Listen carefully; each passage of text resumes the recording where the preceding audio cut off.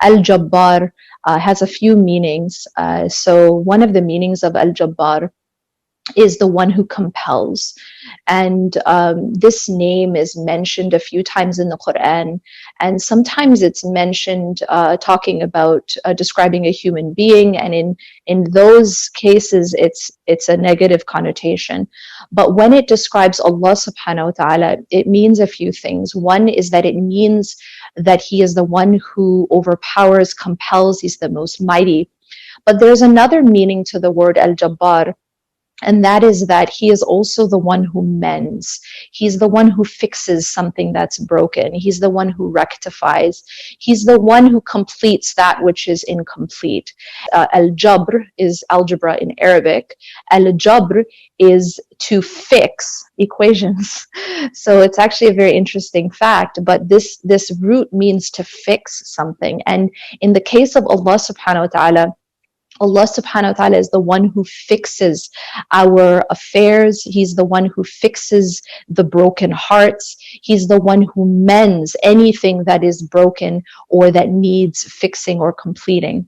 Now, this attribute is something, as we know, every attribute of Allah subhanahu wa ta'ala is a way for us to know Allah subhanahu wa ta'ala better and to get closer to Allah subhanahu wa ta'ala.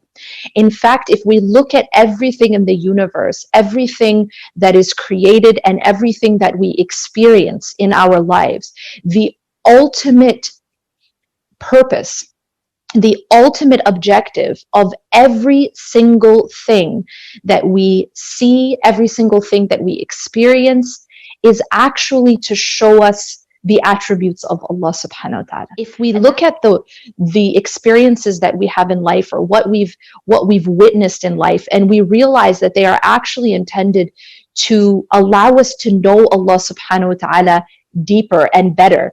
And so how can we know Al-Jabbar? What are some of the ways that Allah subhanahu wa ta'ala allows this attribute to be known by us and experienced by us?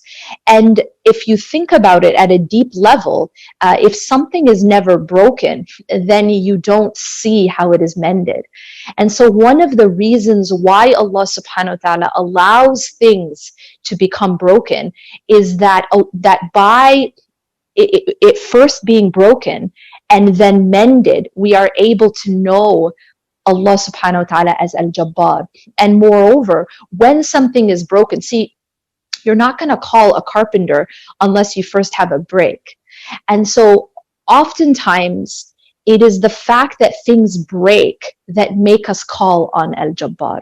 It is the fact that hearts break. It is the fact that relationships break. It's the fact that our affairs fall apart. It's the fact that we are incomplete by definition, that our matters are incomplete, that things go wrong, that these are actually blessings in disguise because they push us to call on the one who mends. They allow us to know Allah subhanahu wa ta'ala by this attribute. And had we not experienced break, and had we not experienced things going wrong or things falling apart, then we would never have the opportunity to experience Al-Jabbar, the one who fixes and mends. And so it's actually very profound, because it becomes a means by which we know Allah subhanahu wa ta'ala, to call on Allah by Al-Jabbar, to ask Allah to mend our affairs, to ask Allah subhanahu wa ta'ala to mend our hearts when they have become broken. One point that is very, very powerful, is that Al-Jabbar is not only the one who mends and not only the one who fixes the things that are broken, but Al-Jabbar is an exaggerated form of the word. And so it's not just Al-Jabr, like algebra, but it's Al-Jabbar. And as you know, in Arabic, when you take a root, and you can have many different derivations of that root with different meanings. And in this case, it is a more intensified version of that root, which means to fix or to mend.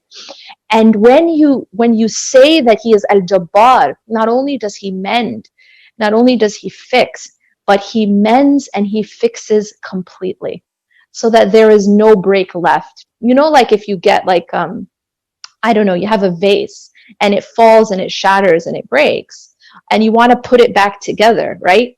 Well, when you put that vase back together, you still see the cracks. And it's not back, you know, you can say, I fixed it, but you didn't really fix it completely because there's still cracks. It's not as it was before.